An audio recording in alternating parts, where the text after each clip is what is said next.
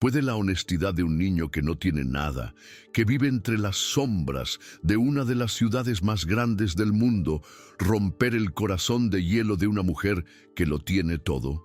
Imagina a un millonario dispuesto a sacrificar una pequeña fortuna solo para probar un punto, dejando caer su cartera a los pies de un pequeño mendigo.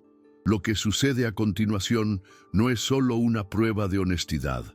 Es el inicio de una avalancha de secretos, mentiras y un pasado tan doloroso que al ser revelado, hará que un hombre poderoso caiga de rodillas, llorando desconsoladamente en medio de una calle lujosa de la Ciudad de México, cambiando para siempre el destino de todos los involucrados.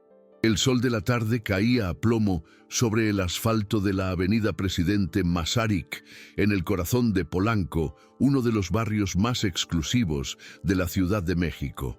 Dentro de un Mercedes-Benz blindado, el aire acondicionado susurraba, creando una burbuja de confort que contrastaba brutalmente con el bullicio exterior. Al volante, Alejandro, un magnate conocido tanto por su imperio inmobiliario como por una generosidad que muchos en su círculo consideraban una debilidad, esperaba pacientemente a que el semáforo cambiara.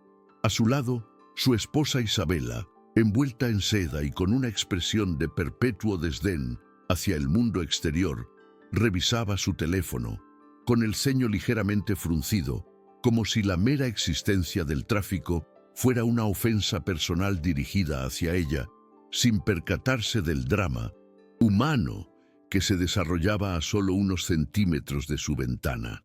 Unos golpecitos suaves, casi tímidos, resonaron en el cristal blindado del lado del conductor.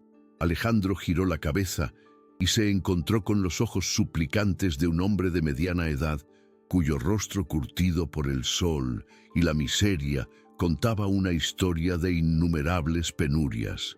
Sus ropas, aunque limpias, estaban visiblemente desgastadas, y su mano extendida no era la de un perezoso, sino la de alguien que había sido derrotado por la vida. No pedía con agresividad, sino con una dignidad silenciosa que conmovió a Alejandro.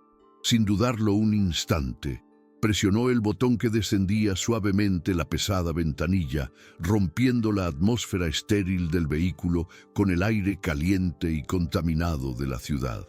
Isabela levantó la vista de su teléfono, su rostro transformándose en una máscara de pura desaprobación.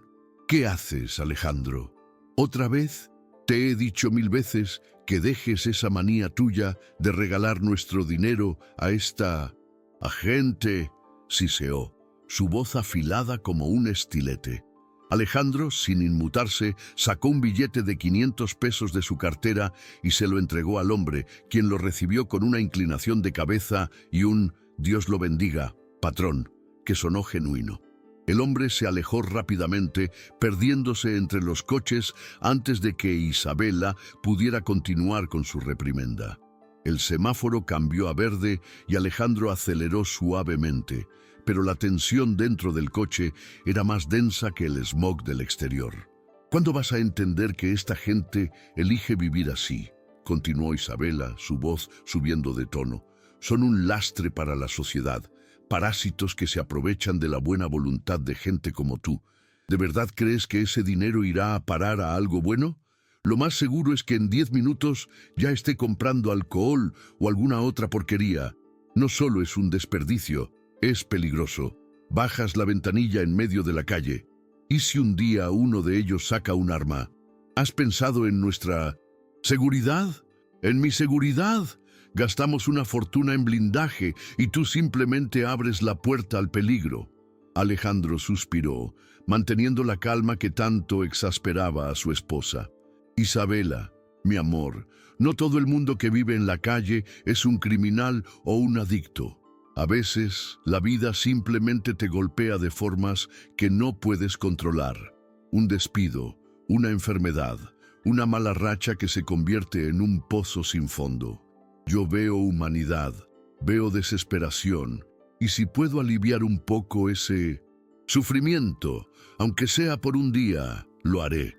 La honestidad y la decencia no entienden de clases sociales, y te aseguro que he encontrado más integridad en gente que no tiene nada que en muchos de los empresarios con los que cerramos tratos millonarios cada semana. La discusión continuó, un guión repetido que ambos conocían de memoria, hasta que Alejandro estacionó frente a una boutique de lujo donde Isabela había encargado un bolso de edición limitada. Mientras ella descendía del coche, con la gracia ensayada de quien está acostumbrada a ser observada, sus ojos barrieron la acera.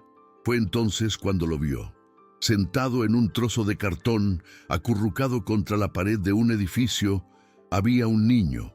No tendría más de 10 años, vestía ropas sencillas pero visiblemente sucias, y llevaba unas gafas de sol oscuras, demasiado grandes para su pequeño rostro, que le daban un aire de extraña vulnerabilidad. Lo que captó la atención de Isabela fue el movimiento rápido y ágil con el que el niño se agachó para recoger una moneda que alguien había dejado caer. El niño guardó la moneda en su bolsillo con el cuidado de quien atesora un diamante, y una idea, afilada y maliciosa, comenzó a formarse en la mente de Isabela. Minutos después, regresó al coche, con su nuevo bolso en una mano y una sonrisa calculadora en los labios. «Espera un momento, no arranques», le dijo a Alejandro, su tono cargado de un nuevo propósito. «Quiero proponerte algo, una apuesta, para que de una vez por todas entiendas cómo funciona el mundo real y dejes de ser tan ingenuo. Vamos a poner a prueba tu fe ciega en la bondad de los desamparados». Alejandro la miró intrigado. «¿Una apuesta? ¿De qué hablas, Isabela?». Ella señaló discretamente con la cabeza hacia el final de la calle. «¿Ves a ese niño de allí? El que está sentado en la esquina. Quiero que hagas algo. Saca todos tus documentos y tarjetas de tu cartera, pero deja una buena cantidad de dinero dentro. Luego, camina cerca de él y, como por accidente, deja caer la cartera. Veremos qué hace. Si te la devuelve, si grita para avisarte, te juro que nunca más volveré a decir una sola palabra sobre tu forma de ayudar a la gente. Pero si la toma y se la queda, si desaparece con el dinero, tú dejarás de regalar efectivo en la calle». ¿Trato hecho? Una media sonrisa se dibujó en el rostro de Alejandro. Aceptaba el desafío, no por el juego, sino porque en el fondo de su corazón, una parte de él necesitaba desesperadamente demostrarle a Isabela, y quizás a sí mismo, que la esperanza en la humanidad no era una causa perdida. «Trato hecho, mi amor, pero prepárate para llevarte una sorpresa. Verás que la honestidad florece en los lugares más inesperados». Isabela soltó una risa seca, despectiva. «Eso lo dudo mucho, querido. Prepárate para perder y para aprender tu lección». El silencio que siguió fue denso, cargado de la tensión de dos visiones del mundo a punto de colisionar. Alejandro, con una calma deliberada, abrió su cartera de piel italiana. Retiró su identificación, sus tarjetas de crédito y un par de fotos familiares. Dejó dentro un fajo de billetes que sumaban 10,000 pesos, una cantidad que podría cambiar la vida de cualquiera que viviera al día. Cerró la cartera y la sostuvo en su mano, sintiendo su peso, que ahora parecía mucho mayor.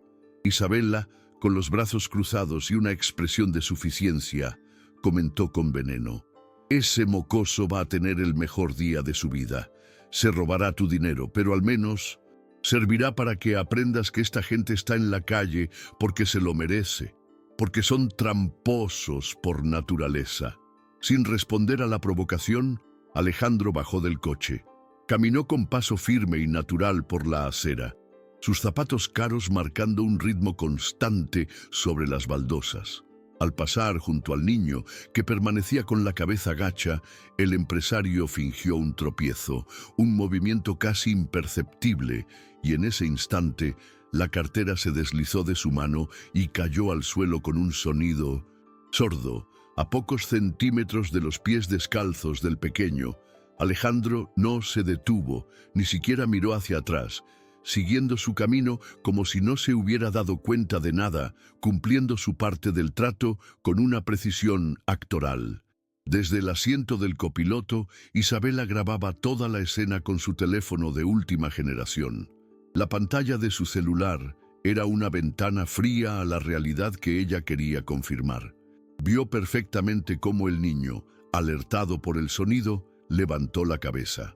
Sus pequeñas manos se movieron con una rapidez sorprendente, palpando el suelo hasta encontrar el objeto de cuero. Lo tomó, lo abrió, y sus dedos, aunque no podían ver, sintieron el grosor inconfundible de los billetes. Isabela contuvo el aliento, su corazón latiendo con la emoción de la victoria anticipada. Vio cómo el niño metía la mano en la cartera, sacaba el fajo de dinero y, sin dudarlo, se lo guardaba en el bolsillo de su pantalón raído. Alejandro, mientras tanto, caminaba lentamente, sintiendo una punzada de desilusión crecer en su pecho con cada paso que lo alejaba del niño. Se permitió una mirada disimulada por encima del hombro, esperando un grito, una señal, algo que validara su fe, pero no hubo nada. El niño seguía sentado en su rincón, inmóvil como si nada hubiera pasado. La cartera vacía yacía abandonada en el suelo a su lado. Con el corazón apesadumbrado, Alejandro dio media vuelta y regresó al coche en silencio, el peso de la derrota cayendo sobre él. Apenas cerró la puerta, Isabela detuvo la grabación y le mostró la pantalla con una sonrisa triunfal. Te lo dije, Alejandro, te lo advertí. No existe la honestidad en esa gente. Mira, mira con tus propios ojos. El video era irrefutable. Mostraba cada movimiento del niño. Recoger la cartera, revisar su contenido, tomar el dinero y guardárselo, para luego dejar la cartera tirada como si fuera basura. Te robó en tu cara, vio el dinero y no le importó nada más. Ahora lo entiendes. Son oportunistas. Por eso están como están. Ni siquiera en un niño se puede confiar. Alejandro miró las imágenes, sintiendo cómo su optimismo se desmoronaba. La evidencia era clara y demoledora. Suspiró profundamente, una mezcla de tristeza y resignación. Sí, Isabela, tal vez tengas razón. Tal vez he sido un tonto al confiar tanto en las personas. Isabela, victoriosa, le tomó la mano, su tono ahora falsamente compasivo. No eres un tonto, mi amor, solo demasiado bueno para este mundo. Yo siempre buscaré lo mejor para ti, y lo mejor es que te protejas. Estaba a punto de salir del coche cuando Alejandro la detuvo. ¿A dónde vas? Ella respondió con obviedad. A recuperar tu cartera y a decirle un par de cosas a ese pequeño ladrón. No, dijo Alejandro con una firmeza inesperada. Déjalo, no vamos a hacer un escándalo por dinero. Ya saqué todo lo importante. Si el niño se quedó con el efectivo, que así sea. Quizás lo necesitaba más que nosotros. Vámonos a casa. Isabela frunció el ceño, molesta por no poder disfrutar plenamente de su victoria confrontando al niño, pero no insistió. Se recostó en su asiento y ambos emprendieron el camino de regreso a su mansión en las lomas de Chapultepec, sin imaginar que esa simple prueba, ese juego cruel, había puesto en marcha una cadena de eventos que desenterraría un secreto tan profundo y doloroso que sus vidas jamás volverían a ser las mismas. Para entender la verdad, debemos retroceder unas horas. Antes de que el sol de la mañana calentara el concreto, Mateo, el niño de la esquina, fue despertado bruscamente por un chorro de agua helada. El dueño de una tienda cercana, un hombre de rostro amargado, lo rociaba con una cubeta. «Lárgate de aquí, mugroso. Te he dicho que no quiero verte durmiendo en mi puerta. Das mal aspecto al negocio». Mateo, tosiendo y temblando, se incorporó de un salto, desorientado y asustado. El agua había empapado su única manta y el cartón que le servía de cama. «Perdón, señor, perdón», balbuceó Mateo, mientras sus manos palpaban frenéticamente el suelo mojado. Estaba buscando sus posesiones más preciadas, una mochila vieja donde guardaba una botella de agua y un pan duro, sus gafas de sol oscuras y un bastón improvisado, hecho con el palo de una escoba vieja. Es que soy débil visual, señor. No me di cuenta de que estaba justo en su entrada. No veo muy bien. Su voz era un hilo tembloroso, una mezcla de miedo y vergüenza que solo pareció enfurecer más al hombre. «No me vengas con... y cuentos, escuincle», gritó el hombre. «Excusas, es lo único que tienen ustedes. Desaparece de aquí ahora mismo o te juro que la próxima vez llamo a la patrulla para que te lleven». Mateo, con las manos temblorosas, logró encontrar sus cosas. Se puso las gafas, agarró su bastón y comenzó a caminar rápidamente, usando el palo para tantear el camino, guiándose por los sonidos de una ciudad que apenas comenzaba a despertar. Su mundo no era de imágenes, sino de ecos, olores y texturas que su mente había aprendido a interpretar para sobrevivir. Mientras avanzaba, tropezó accidentalmente con una mujer que caminaba deprisa. «Fíjate por dónde vas, mocoso inmundo», exclamó ella con repulsión, haciéndose a un lado como si Mateo fuera portador de una plaga. «Disculpe, señora, no la vi. De verdad no veo bien», intentó explicar él. La mujer simplemente bufó y siguió su camino, sin dedicarle una segunda mirada. Para ella, como para tantos otros, Mateo era invisible, una molestia en el paisaje, urbano, una mancha que era mejor ignorar. Cada día era una batalla contra la indiferencia y el desprecio. Pedro no recordaba a sus padres, no tenía un apellido. Su único hogar había sido siempre la calle. Su primera memoria consciente era la de los brazos cálidos de una mujer sin hogar, una anciana llamada Consuelo, que lo encontró abandonado en una caja de cartón detrás de un mercado cuando apenas era un bebé. Consuelo notó de inmediato la extraña capa blanquecina que cubría los ojos del niño, una neblina lechosa que le robaba la luz del mundo. «Ay, mi niño, ¿quién pudo hacerte esto?», susurraba ella mientras lo acunaba. Supo que el abandono probablemente se debía a su ceguera. Consuelo lo crió como a su propio nieto, compartiendo con él las pocas monedas que conseguía y la comida que a veces le regalaban. Le enseñó a ver con las manos y los oídos, a navegar por el laberinto de la ciudad usando el sonido y la memoria. Le enseñó, sobre todo, a ser honesto. «Nunca tomes lo que no es tuyo, Mateo», le decía. «Somos pobres, pero no somos ladrones. Lo único que tenemos es nuestra dignidad. Pero la vida en la calle es implacable».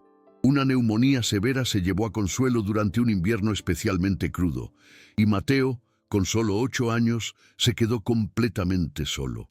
Desde entonces había sobrevivido como un pequeño fantasma, moviéndose por la ciudad, durmiendo en portales y comiendo lo que podía. Otros indigentes a veces lo ayudaban, pero la comunidad de la calle era transitoria, un mosaico de almas rotas que aparecían y desaparecían. A sus 10 años, Mateo era un veterano de la supervivencia, un niño cuya ceguera lo había hecho vulnerable, pero también increíblemente resiliente. Conocía el hambre, el frío y el miedo con una intimidad que ningún niño debería experimentar. Y a pesar de todo, el eco de las palabras de Consuelo resonaba en su corazón. «Somos pobres, pero no somos ladrones». Ese día, después de ser expulsado por el tendero, encontró un nuevo rincón en Polanco, una zona que no frecuentaba pero que, según había oído, era donde la gente tenía más dinero y a veces más compasión.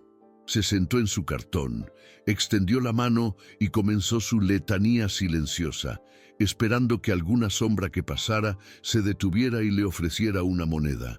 Las horas pasaban y su estómago rugía. Había conseguido apenas unas pocas monedas, insuficientes para un taco. El sol pegaba fuerte y el mundo detrás de sus gafas oscuras era un borrón de luces y sombras, cambiantes. Fue entonces cuando escuchó el sonido. Un golpe sordo, diferente al de los pasos apresurados o las llantas de los coches. Algo pesado había caído cerca de él. Tanteó el suelo con sus manos ágiles y sus dedos se toparon con un objeto rectangular de cuero suave. Lo reconoció al instante. Una cartera. La abrió con cuidado y su corazón dio un vuelco.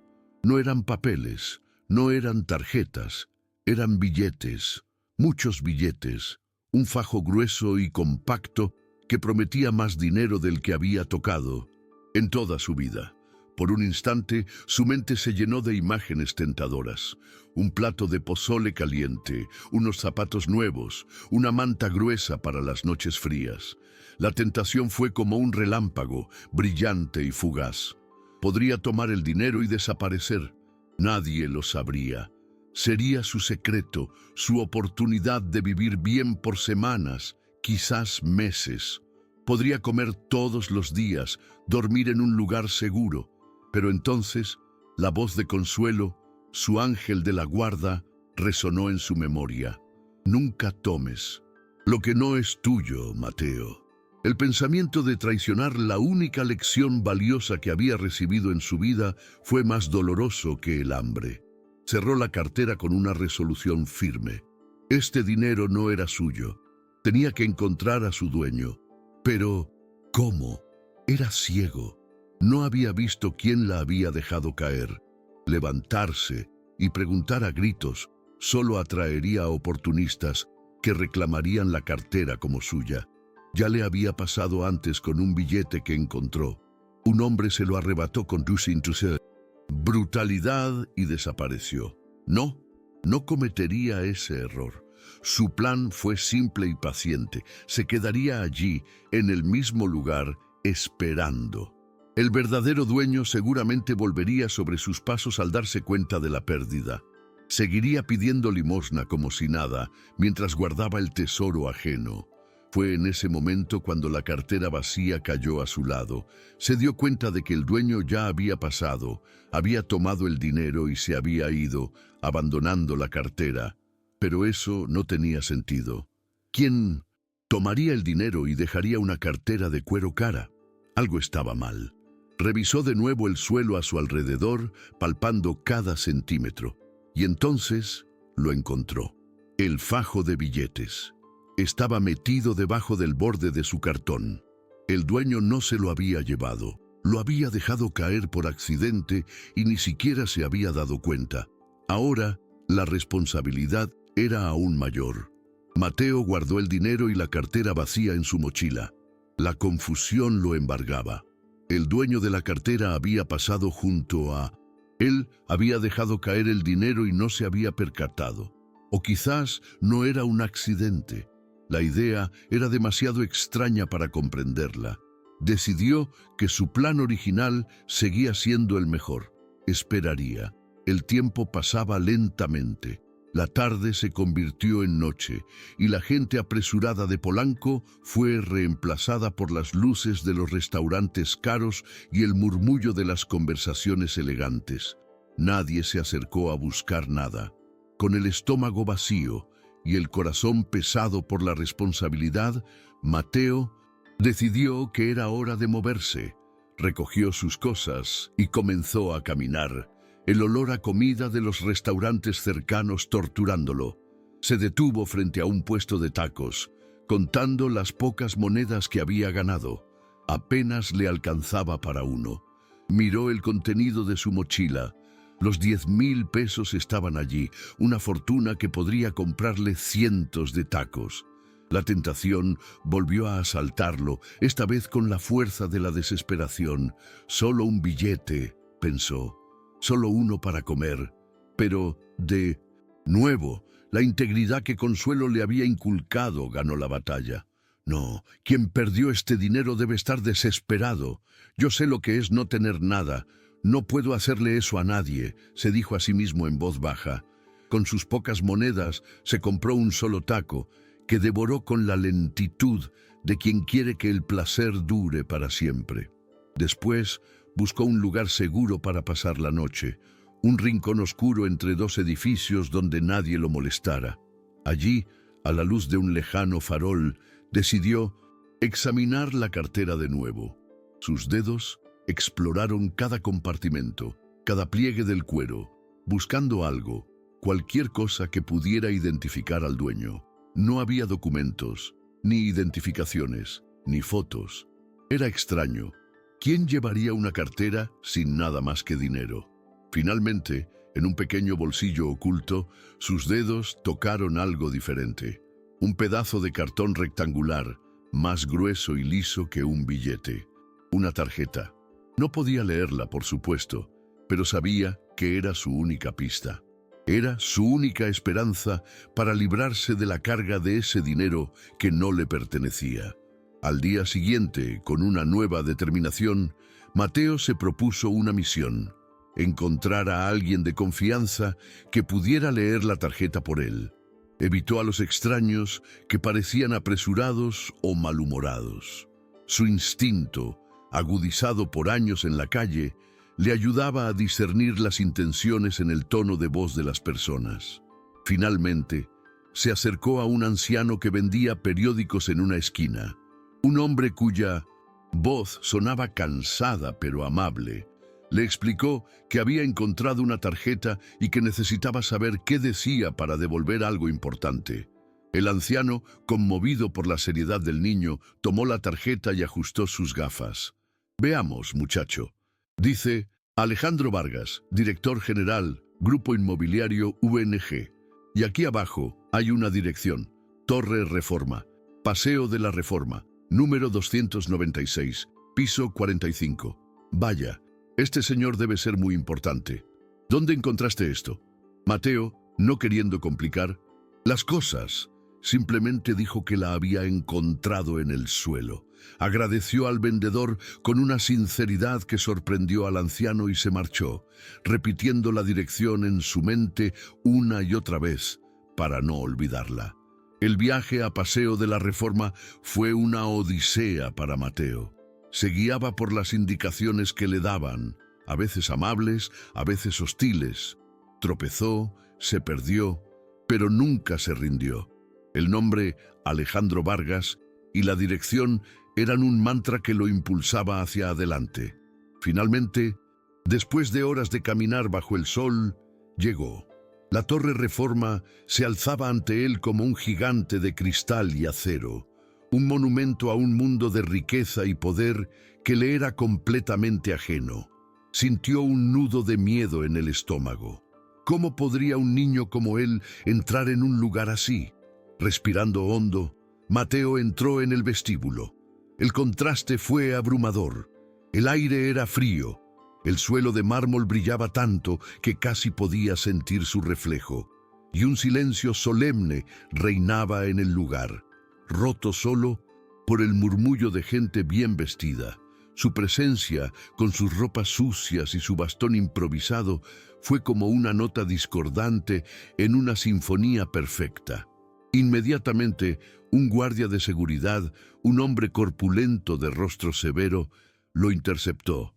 «¿Tú qué haces aquí, niño? Este no es lugar para pedir limosna. ¡Fuera de aquí!».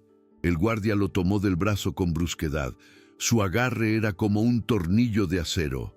«Espere, por favor», suplicó Mateo, su voz llena de pánico. «No vengo a pedir. Vengo a devolver algo. Busco al señor Alejandro Vargas». El guardia soltó una carcajada burlona. «¿Tú? ¿Buscando al señor Vargas? No me hagas reír. Seguro vienes a robar. Lárgate ahora mismo o tendré que sacarte a la fuerza». En el forcejeo, las gafas de sol de Mateo cayeron al suelo y el guardia, sin querer o quizás sin importarle, las pisó, rompiendo uno de los cristales. «¡Mis gafas!», gritó Mateo. El dolor en su voz no era solo por el objeto roto, sino por la humillación. Las gafas eran su escudo contra un mundo demasiado brillante y hostil. Fue en ese preciso instante que las puertas del elevador se abrieron y de él salieron Alejandro Vargas y su esposa Isabela. Se detuvieron en seco al ver la escena. El guardia maltratando a un niño pequeño en medio de su impecable vestíbulo. «¿Qué está pasando aquí?», preguntó Isabela, su voz cargada de molestia por el escándalo. El guardia, al ver a sus jefes, intentó justificar su acción. Señora Vargas, este mocoso se metió aquí, seguramente para robar. Ya me estaba encargando de él. Isabela, reconociendo vagamente al niño de la apuesta, frunció el ceño. Pues apúrate y sácalo de aquí. ¡Qué vergüenza! Pero antes de que el guardia pudiera arrastrar a Mateo, el niño, con los ojos llenos de lágrimas y la voz rota por la desesperación, gritó: «No iba a robar, lo juro, solo vine a devolver esto». Metió la mano en su mochila y sacó la cartera de cuero y el fajo de 10,000 pesos. Extendió la cartera y el dinero hacia la voz de Alejandro, que había permanecido en silencio, paralizado. «Alguien dejó caer esto cerca de mí ayer. Esperé, pero nadie volvió. Encontré una tarjeta con su nombre y su dirección y vine hasta aquí. No puedo ver muy bien, pero sabía que era mucho dinero y pensé que la persona que lo perdió lo necesitaría. Lo juro, señor, yo no soy un ladrón». El silencio que cayó en el vestíbulo fue absoluto. El guardia se quedó helado. Isabel abrió la boca, pero no salió ningún sonido. Alejandro dio un paso adelante y tomó la cartera y el dinero con manos temblorosas. Miró el rostro del niño, ahora sin la protección de sus gafas rotas, y vio por primera vez la neblina blanca que cubría sus ojos. Vio la ceguera, vio la honestidad cruda y pura en su rostro manchado de lágrimas. Y entonces lo entendió todo. El niño no había robado el dinero, lo había guardado para devolverlo. Su viaje hasta aquí había sido un acto de integridad heroica. La verdad lo golpeó con la fuerza de un huracán, y la vergüenza por la apuesta, por su duda, lo abrumó. Isabela también lo vio. Vio los ojos ciegos, la cartera de vuelta, el dinero intacto. La imagen de su video que había interpretado como prueba de un robo se reconfiguró en su mente. El niño no estaba robando, estaba asegurando el dinero para protegerlo. Cada movimiento que ella había juzgado como un acto de hurto era, en realidad, un acto de cuidado. La certeza de su error, la crueldad de su prejuicio, se estrelló contra ella. Se llevó una mano a la boca, un sollozo ahogado escapando de su garganta. «No, no puede ser», susurró. Alejandro se arrodilló lentamente frente a Mateo, sin importarle su traje caro ni el suelo de mármol. Miró al niño a los ojos, aunque supiera que no podía verlo. «Esta cartera es mía», dijo, su voz quebrada por la emoción. «Y tú eres el niño más honesto que he conocido en toda mi vida. Perdóname, por favor, perdóname por dudar de ti». Las lágrimas comenzaron a rodar por las mejillas de Alejandro. Lágrimas de remordimiento, de admiración y de una emoción abrumadora que apenas podía comprender. En ese momento, algo dentro de Isabela se rompió. El cinismo, la frialdad, la armadura que había construido a su alrededor durante años se hizo añicos. Se acercó lentamente, como en un trance, y se arrodilló también junto a su esposo. Miró a Mateo, pero ya no veía a un niño de la calle. Veía a un pequeño héroe, a una víctima de su propio juicio cruel. «Vamos a comprarte unas gafas nuevas», dijo, su propia voz temblorosa e irreconocible. «Y luego vamos a llevarte a comer todo lo que quieras. Te lo has ganado». El guardia, avergonzado y temeroso, no sabía dónde meterse.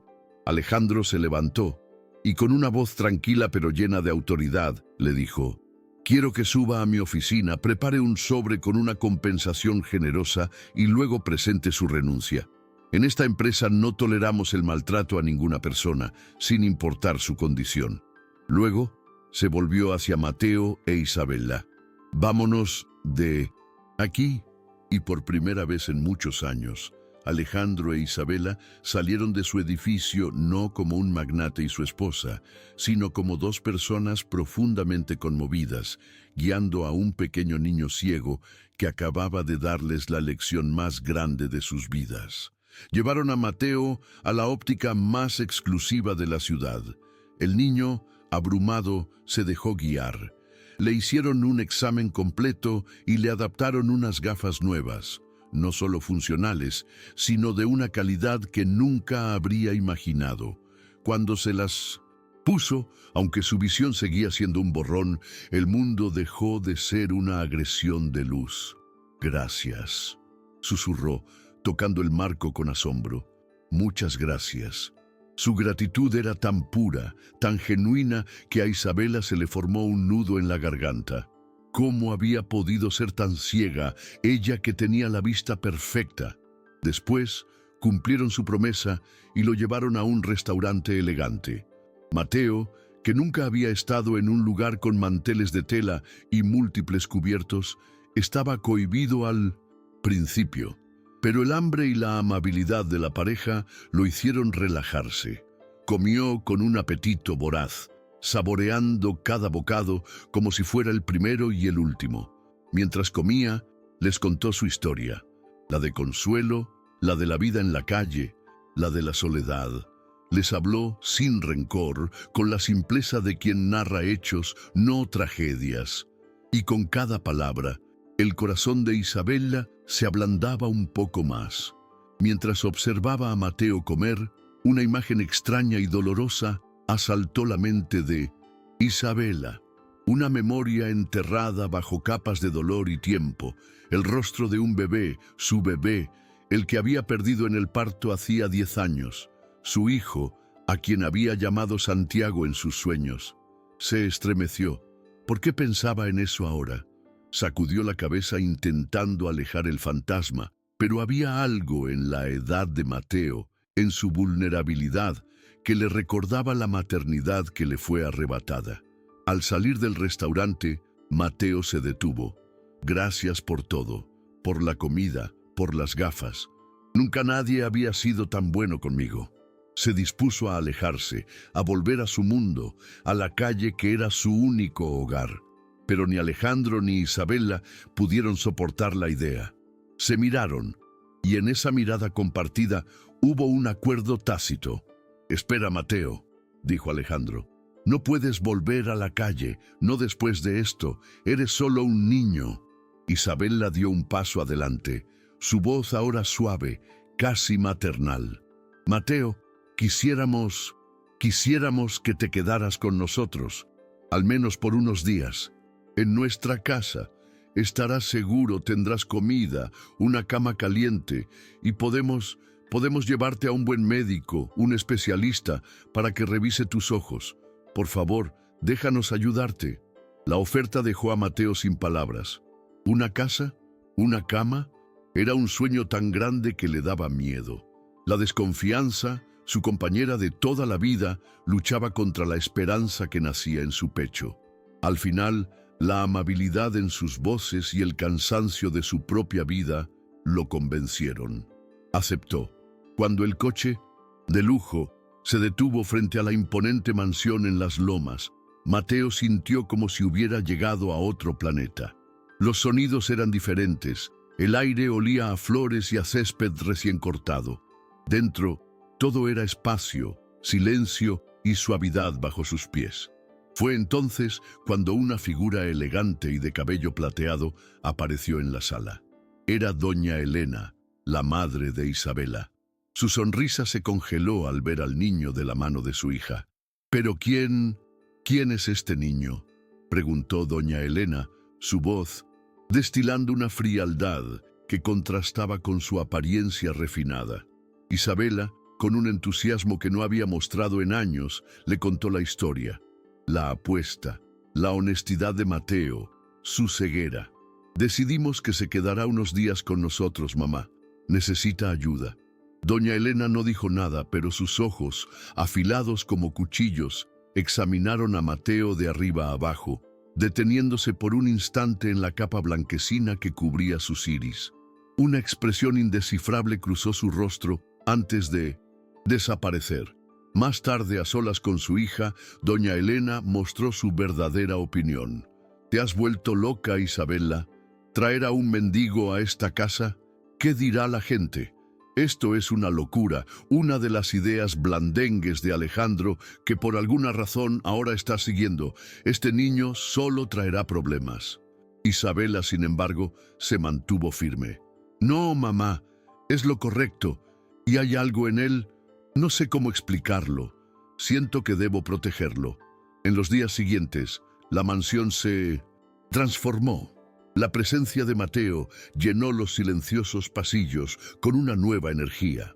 Isabella se encontró cuidándolo, leyéndole cuentos, peinando su cabello. Descubrió en sí misma una ternura que creía muerta. Alejandro observaba el cambio en su esposa con una alegría silenciosa. Parecía que el niño no solo había devuelto una cartera, sino que también les estaba devolviendo el alma. Concertaron una cita con el mejor oftalmólogo del país, decididos a hacer todo lo posible por la visión de Mateo. Doña Elena, mientras tanto, observaba todo con una creciente ansiedad. No podía quitarse de la cabeza los ojos del niño. Le recordaban a algo, a un secreto terrible que había enterrado hacía 10 años. Una noche, incapaz de dormir, se levantó y fue a la habitación de huéspedes donde dormía Mateo. Se acercó a la cama y observó su rostro tranquilo a la luz de la luna. Vio la forma de su nariz, la curva de sus labios, y entonces el pánico la atenazó. El parecido era innegable. Este niño se parecía demasiado a Alejandro. La verdad, una verdad monstruosa, la golpeó con la fuerza de un tren.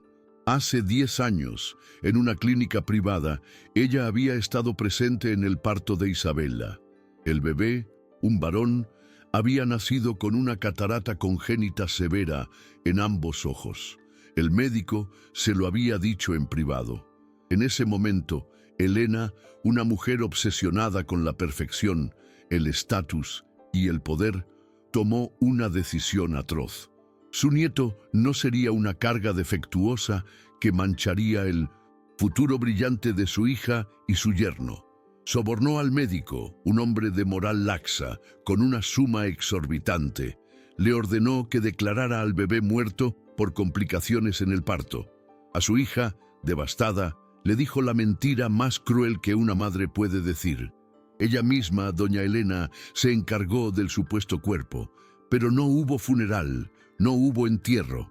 Esa misma noche envolvió al recién nacido en una manta barata y lo abandonó en una caja detrás de un mercado, condenándolo a una muerte casi segura. Es por tu bien, Isabella. Un niño así arruinaría tu vida, se había dicho a sí misma. Ahora, 10 años después, el fantasma de su crimen dormía bajo su propio techo. El niño había sobrevivido. Por un milagro retorcido, el destino lo había traído de vuelta.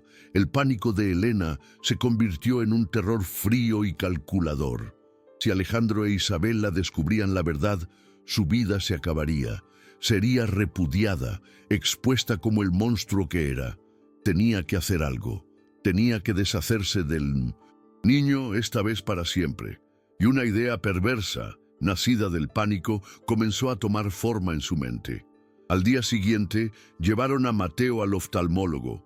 El diagnóstico fue claro: catarata congénita. La buena noticia, dijo el médico, es que es operable. La cirugía es compleja y costosa, y no podemos garantizar una visión del 100% debido al tiempo que ha pasado. Pero sí, podemos hacer que vea. Hay una gran esperanza. Las lágrimas brotaron de los ojos de Mateo al oír la palabra ver. Era una posibilidad que nunca se había atrevido a soñar. Alejandro e Isabella, emocionados, confirmaron inmediatamente que cubrirían todos los gastos. La alegría en la casa era palpable esa noche. Alejandro e Isabella, conmovidos por la noticia y por el amor que sentían crecer por el niño, tomaron una decisión. «Vamos a adoptarlo», le dijo Alejandro a Isabella, y ella asintió, llorando de felicidad. «Siento que la vida me está dando una segunda oportunidad de ser madre». Decidieron contárselo a Mateo esa misma noche, pero doña Elena tenía otros planes. Su plan era sutil y diabólico, un plan que no dejaría rastro. Elena sabía que Isabella guardaba una colección de joyas antiguas en una caja de seguridad en su vestidor, un legado familiar de gran valor. Entre las piezas había un broche de diamantes y esmeraldas especialmente querido por Isabela, un regalo de su bisabuela. Esa tarde, mientras todos estaban distraídos, Elena, usando unos guantes finos, tomó el broche. Con el corazón latiendo con una furia helada, se deslizó en la habitación de Mateo y escondió la joya en el fondo de la vieja y raída mochila del niño, el único vestigio de su vida anterior. Durante la cena, Elena esperó el momento perfecto. Cuando Alejandro e Isabela estaban a punto de darle la noticia de la adopción a Mateo, ella los interrumpió con una expresión de pánico fingido. «Isabela, querida, no encuentro mi broche, el broche de la bisabuela. Lo usé ayer y estoy segura de que lo dejé en mi joyero, pero no está. He buscado por todas partes». La preocupación de Isabela fue inmediata. Sabía cuánto significaba esa joya para su madre. «Tranquila, mamá, debe estar en algún sitio. Te ayudaré a buscar después de la cena». «No, es que estoy muy nerviosa», insistió Elena, lanzando una mirada cargada de sospecha hacia Mateo. «Es muy extraño que haya desaparecido justo ahora, desde que tenemos un extraño en la casa». La acusación, aunque velada, flotó en el aire, envenenando la atmósfera festiva. Alejandro frunció el ceño. «Elena, por favor, ¿qué estás insinuando? Mateo no haría algo así». «Ah, ¿no?», replicó Elena, su voz ahora un siseo. «¿Y cómo puedes estar tan seguro? No sabemos nada de él, de dónde viene, de qué es capaz. La gente de la calle hace cualquier cosa por dinero. Quizás deberíamos revisar sus cosas, solo para estar seguros, para descartar, por supuesto». La sugerencia era monstruosa, pero la duda, una pequeña semilla venenosa, fue plantada. Isabela, aunque quería defender a Mateo, recordó la facilidad con la que ella misma lo había juzgado días antes. «Mamá, eso es horrible», dijo Isabela, pero su voz carecía de la convicción absoluta que Alejandro esperaba. Viendo la vacilación de su hija, Elena presionó su ventaja. «Solo digo que es una coincidencia muy extraña. Por favor, Isabela, hazlo por mi tranquilidad». Sintiéndose atrapada entre su madre y su afecto por el niño, Isabela asintió a regañadientes. «Está bien, lo haremos, pero sé que no encontraremos nada». Mateo, que había estado escuchando todo en silencio, se encogió en su silla, el miedo y la confusión reflejados en su rostro. No entendía completamente lo que pasaba, pero sentía la hostilidad dirigida hacia él. Subieron a la habitación de Mateo. El niño temblaba mientras Elena, con un gesto teatral, vaciaba su vieja mochila sobre la cama. Cayeron una botella de agua, un trozo de pan envuelto en una servilleta, sus viejas gafas rotas y algo que brilló con una luz verde y blanca bajo la luz del candelabro. El broche. El silencio fue ensordecedor. Isabela ahogó un grito, mirando del broche al rostro aterrorizado de Mateo. Por un instante, su viejo cinismo amenazó con resurgir. Se había equivocado de nuevo. «Lo sabía», exclamó Elena triunfante. «¡Un ladrón! Te lo dije, Isabela. Lo traje a nuestra casa y nos robó. Hay que llamar a la policía ahora mismo». Mateo, al oír la palabra policía, comenzó a llorar desconsoladamente. «Yo no fui, lo juro. Ni siquiera sabía que eso estaba ahí. Por favor, créanme», sollozaba, extendiendo las manos como si quisiera tocar la verdad y ofrecérsela. Alejandro, que había observado la escena con una calma glacial, dio un paso adelante. Ignoró a Elena y se arrodilló frente a Mateo. «Mírame, Mateo», dijo suavemente, aunque sabía que el niño solo podía percibir su silueta. «Yo te creo, sé que tú no hiciste esto». Luego se levantó y se enfrentó a su suegra, sus ojos ahora ardiendo con una furia fría. «Esto se acaba aquí, Elena. Este teatro es demasiado perfecto, demasiado conveniente». Se volvió hacia su esposa. «Isabela, piensa, ¿cómo pudo Mateo, un niño ciego, entrar en tu vestidor, abrir una caja de seguridad que requiere una combinación y tomar una joya específica que nunca ha visto? ¿Cómo pudo saber su valor? No tiene ningún sentido. Alguien puso ese broche en su mochila y solo hay una persona en esta casa que quería desesperadamente que nos deshiciéramos de él. Todas las miradas se volvieron hacia doña Elena. El rostro de Elena palideció. Estaba atrapada. Su plan, que le había parecido tan ingenioso, se desmoronaba ante la lógica simple de Alejandro. «Eso es ridículo. Estás defendiendo a este delincuente por encima de mí, tu propia familia», chilló, su voz subiendo a un tono agudo y estridente. Isabela miraba de su madre a su esposo y luego al niño que lloraba. La verdad la golpeó con una certeza absoluta. Su madre había tendido una trampa. La crueldad del acto era tan inmensa que le robó el aliento. «Tú lo hiciste, mamá», susurró Isabela, su voz apenas audible, cargada de horror y desilusión. «¿Por qué? ¿Por qué odias tanto a este niño?» Al verse acorralada, desenmascarada, algo en doña Elena se rompió. La máscara de dama refinada se cayó, revelando el rostro retorcido de un monstruo. Una risa amarga y desquiciada brotó de sus labios. «¿Que por qué lo odio?», gritó, su voz resonando en toda la casa. «Lo odio porque nunca debió haber existido. Lo odio porque es un error, una mancha, una vergüenza. Tú no perdiste a tu hijo en el parto, Isabela», continuó gritando, saboreando cada palabra cruel. «Yo me deshice de él, nació ciego, defectuoso. Iba a permitir que un niño así arruinara tu vida, tu futuro, el prestigio de nuestra familia. Jamás. Soborné al médico, lo declaré muerto y lo dejé donde pertenecía, en la basura, y ahora, por un capricho del infierno, regresa a mi casa». La confesión cayó sobre la habitación como una bomba nuclear, aniquilando todo a su paso. Isabela se tambaleó hacia atrás, como si la hubieran golpeado físicamente.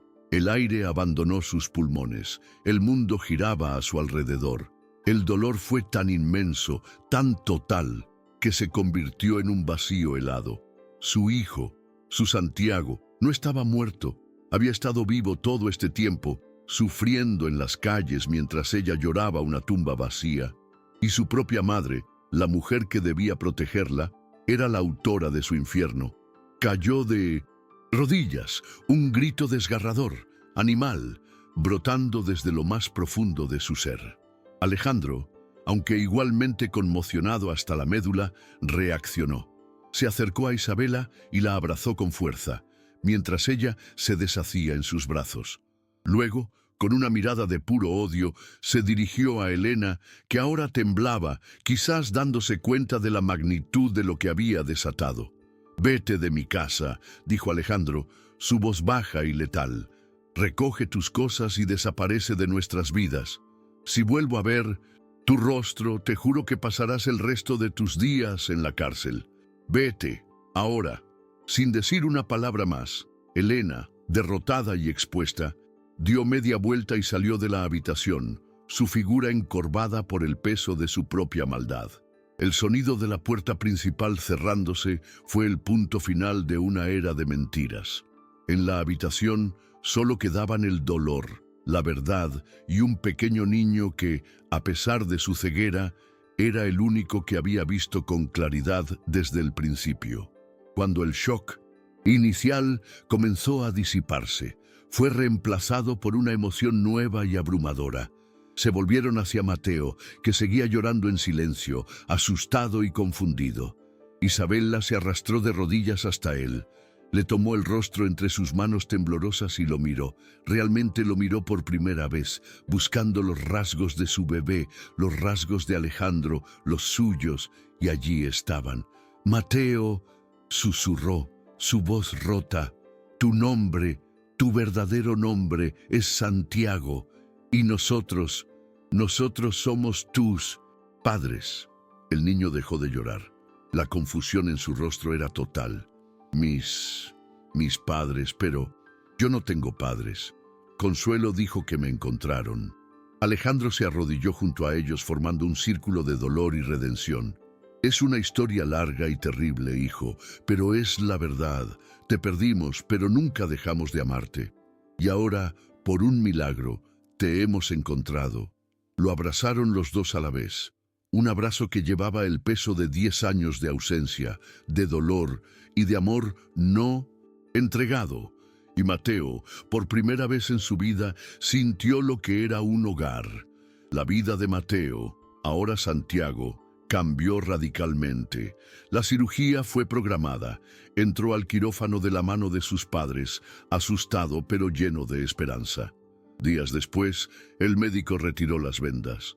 La luz al principio era una molestia, una explosión de sensaciones desconocidas.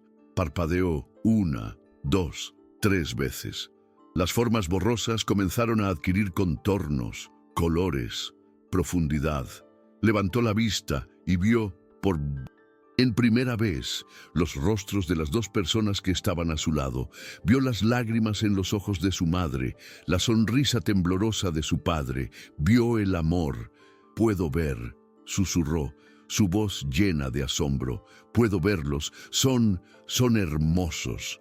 Y entonces una risa pura y cristalina brotó de él, una risa que se mezcló con las lágrimas de sus padres, inundando la habitación del hospital con el sonido de la felicidad más pura. El mundo, que siempre había sido una adivinanza de sombras, finalmente se le había revelado en todo su esplendor. Los años que siguieron fueron una sinfonía de reparación y amor. Santiago aprendió a leer, a jugar fútbol, a montar en bicicleta. Creció rodeado del afecto y la seguridad que le habían sido negados. Alejandro e Isabella encontraron en su hijo recuperado un nuevo propósito para sus vidas. Su amor, que había sido erosionado por el dolor y el cinismo, floreció de nuevo, más fuerte y más profundo que nunca, cimentado en la verdad que casi los destruye. Isabella, queriendo transformar su dolor en algo positivo, usó la fortuna y la influencia de su familia para crear la Fundación Santiago, una organización dedicada a ayudar a niños en situación de calle en la Ciudad de México, especialmente a aquellos con discapacidades. Se aseguró de que ningún otro niño tuviera que pasar por el infierno que su hijo había soportado, ofreciendo refugio, educación, atención médica y, sobre todo, la dignidad que a su propia madre le había faltado. En cuanto a doña Elena desapareció. Vivió el resto de sus días en un exilio autoimpuesto, sola con sus joyas y sus recuerdos envenenados, una figura trágica consumida por su propio odio. Nunca más volvió a ver a su hija ni a su nieto. Su castigo no fue la cárcel, sino el vacío, la soledad absoluta de saber que había tenido una familia y la había destruido con sus propias manos, eligiendo el orgullo por encima del amor. Una tarde, años después, Alejandro encontró a Santiago, ya un adolescente, en el jardín de la mansión mirando el atardecer. «¿En qué piensas, hijo?» Santiago se volvió y sonrió. Pensaba en la suerte, en cómo una cartera que cae al suelo puede cambiarlo todo. A veces pienso que, aunque no podía ver con los ojos, siempre pude ver lo que era importante. Alejandro le puso un brazo sobre los hombros y juntos contemplaron cómo el cielo se teñía de naranja y púrpura, dos hombres que habían encontrado la luz en medio de la más profunda oscuridad. La verdadera visión, habían aprendido, no residía en los ojos, sino en el corazón.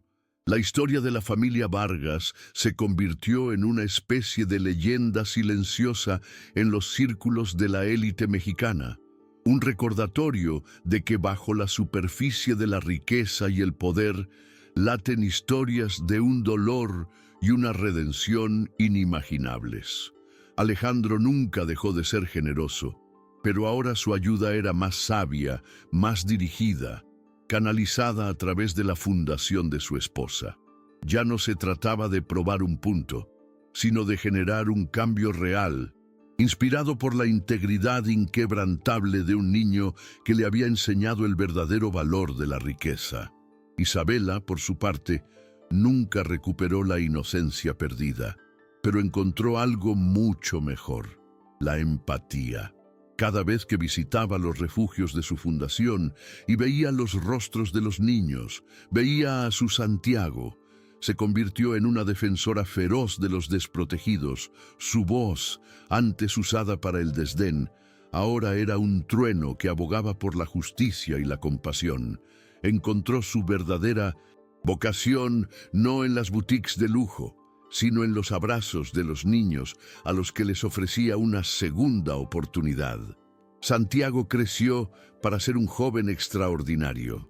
Aunque su visión nunca fue perfecta y siempre necesitó gafas gruesas, veía el mundo con una claridad que pocos poseían. Estudió Derecho, como su padre, pero con la intención de especializarse en derechos humanos.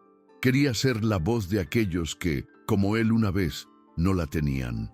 Su historia personal, que podría haberlo llenado de amargura, se convirtió en su mayor fortaleza, un motor inagotable de compasión. La Casa de las Lomas, antes un mausoleo silencioso de un dolor no resuelto, se llenó de vida y risas. Alejandro e Isabela decidieron adoptar a 2 niños más de la fundación, dándole a Santiago los hermanos que nunca tuvo. La mansión se convirtió en un verdadero hogar, un santuario donde las cicatrices del pasado no se ocultaban, sino que se aceptaban como parte de su historia, como testimonio de su capacidad para sanar y amar de nuevo. A veces, en noches tranquilas, Santiago subía a su antigua habitación y sacaba de un cajón su vieja mochila raída y el bastón improvisado. No los guardaba como un recordatorio del dolor, sino como un ancla a la realidad. Le recordaban de dónde venía, las lecciones que aprendió en la oscuridad y, sobre todo, la voz de consuelo susurrándole al oído: «Somos pobres, pero no somos ladrones. Lo único que tenemos es nuestra dignidad». Era una herencia más valiosa que toda la fortuna de su familia. El broche de diamantes y esmeraldas, la prueba de la traición de su abuela, fue guardado en una caja fuerte y nunca más se volvió a hablar de él. Su valor material era inmenso, pero su valor simbólico era el de un veneno que la familia había decidido neutralizar con el antídoto del perdón y el olvido. Su verdadera joya era la familia que habían reconstruido desde las cenizas de una mentira atroz. Una familia forjada no por la sangre, sino por la elección de amarse a pesar de todo. La historia de la cartera se convirtió en una anécdota familiar, contada no con vergüenza, sino con una sonrisa agridulce. Era el símbolo de su comienzo, el catalizador de su renacimiento. Recordaba a todos que los momentos más oscuros a menudo preceden al amanecer más brillante y que un solo acto de integridad, por pequeño que parezca, puede tener el poder de mover montañas, desenterrar secretos y, en última instancia, reunir a una familia que el destino y la crueldad habían separado. El eco de aquella tarde en Polanco resonaría por siempre en sus vidas. Un acto de cinismo transformado en un milagro. Una apuesta cruel que se convirtió en una bendición. Demostró que a veces, para encontrar lo que más has perdido, primero tienes que estar dispuesto a perder algo que crees que es valioso, solo para descubrir que las verdaderas riquezas del alma no se pueden contar con billetes ni guardar en una cartera de piel. La relación entre Alejandro e Isabela se redefinió por completo. La dinámica de poder y condescendencia que había caracterizado su matrimonio se disolvió, reemplazada por una asociación de iguales, unidos por un propósito común. Aprendieron a comunicarse de nuevo, a compartir sus miedos y esperanzas sin las máscaras que habían usado durante tanto tiempo. El regreso de Santiago no solo les devolvió a su hijo, sino que los salvó el uno al otro, rescatando su amor del naufragio de la tragedia y la indiferencia. Santiago, a menudo, Visitaba al viejo vendedor de periódicos que le había leído la tarjeta de presentación.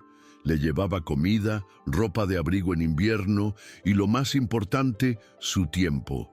Se sentaba con él durante horas escuchando sus historias, compartiendo las suyas.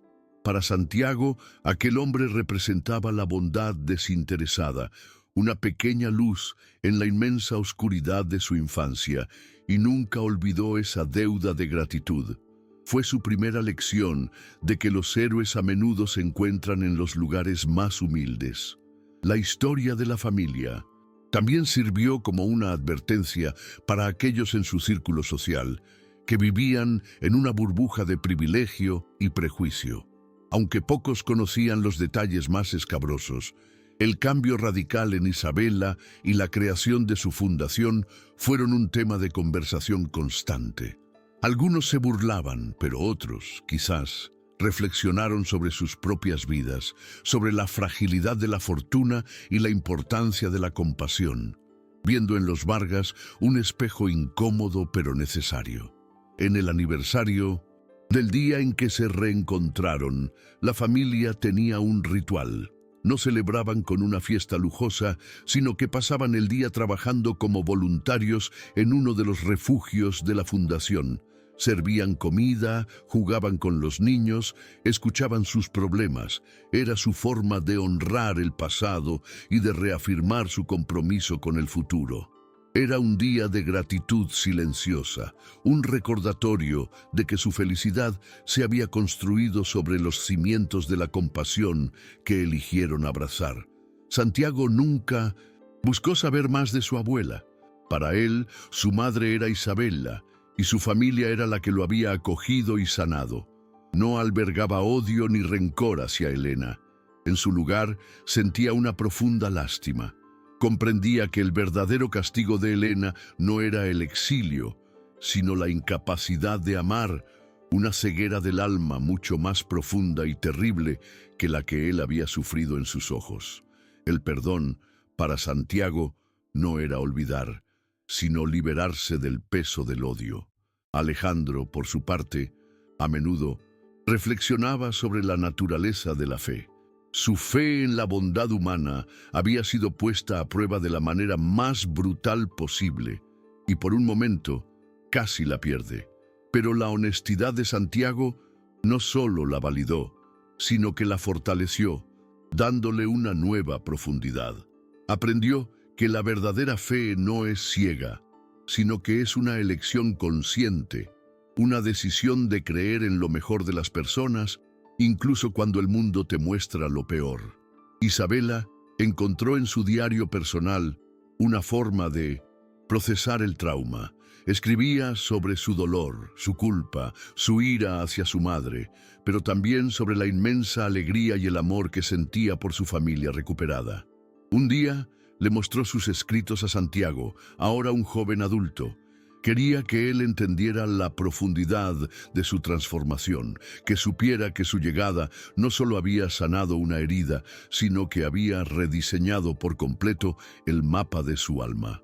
La historia de la cartera se convirtió en una anécdota familiar, contada no con vergüenza, sino con una sonrisa agridulce.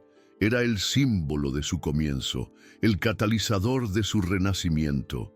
Recordaba a todos que los momentos más oscuros a menudo preceden al amanecer más brillante y que un solo acto de integridad, por pequeño que parezca, puede tener el poder de mover montañas, desenterrar secretos y, en última instancia, reunir a una familia que el destino y la crueldad habían separado.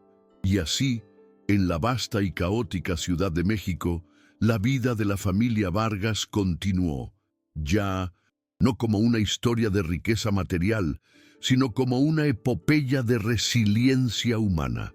La historia de un niño ciego que enseñó a ver a los que tenían vista, de una mujer de hielo cuyo corazón fue derretido por el amor de un hijo que creía muerto, y de un hombre bueno que apostó por la honestidad y ganó el premio más grande de todos, su familia, completa y sanada, brillando como un faro de esperanza en un mundo que a menudo olvida mirar más allá de las apariencias.